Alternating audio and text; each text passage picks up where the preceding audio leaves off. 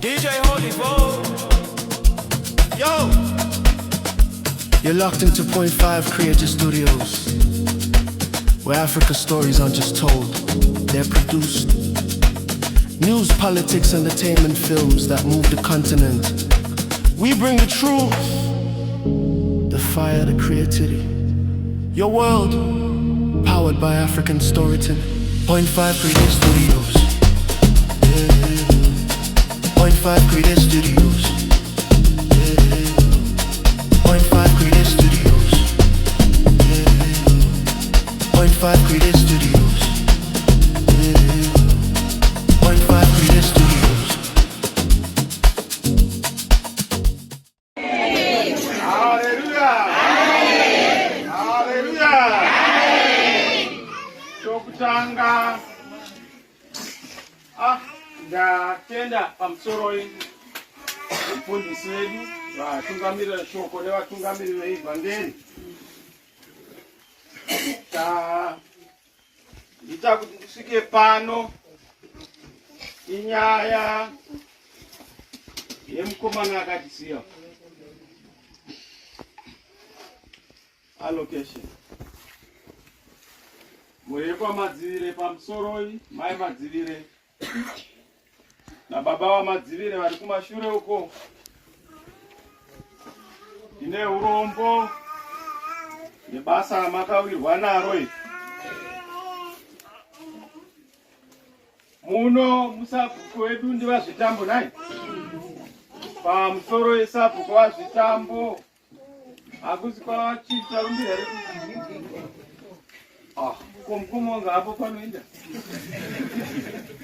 Unoshaikwa mumba make. Zvinoka handiripo kurava kuti ushe ndindagara nokuti tiri vamwe. Pamusoro ichi charumbira ina kusenja. Hama dzangu chandiunza pano ndanga ndisipo pakachemwa nepatakaradzika mukomana. Asi ndakalimbisa kuti ndichazama kuzouya kunzvimbo ino ndicheme nehama. Ndava shoko raMwari rinoti chemai nevano rwadziwai nevano tamburai nevano tambura. Raitozviziva kuti kuna mwana mufaro panenge pachichemwa. Ndo vaitsiurwa kuti hamugoni kufara kana mumwe achichema. Dzidzai pamaziso, rimwe harifari rimwe richichema musodzi. Anofamba pamwe chete. Zvanza zogeza. Ndo zvatiunza pano mufundisi. Tinge tisvikawo tichibata basa rakadai. Zvino vamwe vanongoti vakationa kungoona mushuku wototi ngadye. Pamwe mukationa hatinei nezvimwe zvamunofunga. Tauya pano nenyaya yemararamiro edu sevanhu. Chemana, kukumburana, kudanana, kuwadzana. Hatiende kumwe kuya kwamunotityira kuya, hatisvikepo. Ndo kwatinogara saka hatisvikepo. Nhasi mapotsa maita rombo rakaipa. Sabata ina handishandi. Musi weSabata ndinenge ndichiremekedza kunamata nokumira pana She. Asi ndati pane scripture kana kuti vhesi randinoziva rakataurwa naMambo Jesu kuna Matiyo chapter 12 pavhesi 12. Hanzi koiwe gwai rako rikawira mugomba unorisiya rakadare nokuti iSabata. Zvikanzi bodo nokuti chakanaka hachiregeri kuitwa musi weSabata. Saka chandiitira kundive pano inyaya kuti chakanaka chokuchemana, chakanaka chokunyaradzana. Baba vamadzivire, mhuri yekwamadzivire, mai madzivire, hama dzose, izwai kunyaradzwa. Izwai kunyaradzwa, tinokunamatirai munyaradzwe. Isu hatigoni kunyaradza sevanhu. Mweya Mutsvene ndiye anonyaradza. Zvino tinofamba naMweya Mutsvene ivhangeri namufundisi. Ndosaka maona ipo panapa vafundisi vari vakatogara kumberi. Vamwe venyika chero mukada kuuya kugara kumberi uko hamudikwi. Ndani muri vematambudziko. Vanodikwa vozomweya. Vanonyaradza uye vanopodza kuti nyama isanyanyotambudzika. Saka tinotenda ndanzwa vana panapa. Mwoyo wangu watakwakuka. Tikasumudza Zimbabwe yakadai, nyika yedu yarangana. Zimbabwe yamangwana yakajeka. Ine vana vanoziva kuti kune shoko. Kana uchida kuti mwana akure ane chiedza, ngaakure ari chiedza chenyika. Chiedza chenyika kugara neshoko mumwoyo nemuhana.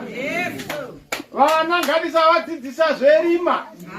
Zvinokuva nemaindaneti. Nana sekuru vatsva vavako vanenge vachinzi wifi. Ivava vanofurira vana. Vanodzidzisa vana zvisiri izvo asi vafundisi tinokutendai. Vana amai nana baba tinokutendai. Boka randaona apa ndichitaura mavhesi ataurwayo. Zvinopa kuti tive neZimbabwe rakanaka, Zimbabwe yakaropafara. Nyika dzinongova mbiri. Izvozvi Zimbabwe imbiri.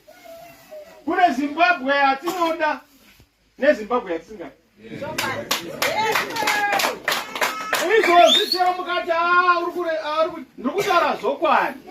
Kune Zimbabwe yatinodi neZimbabwe yati tatisingazivi ndechekuti tiri mune yatinoda here kana kuti tiri mune yatisingadi. Asi maZimbabwe mangani?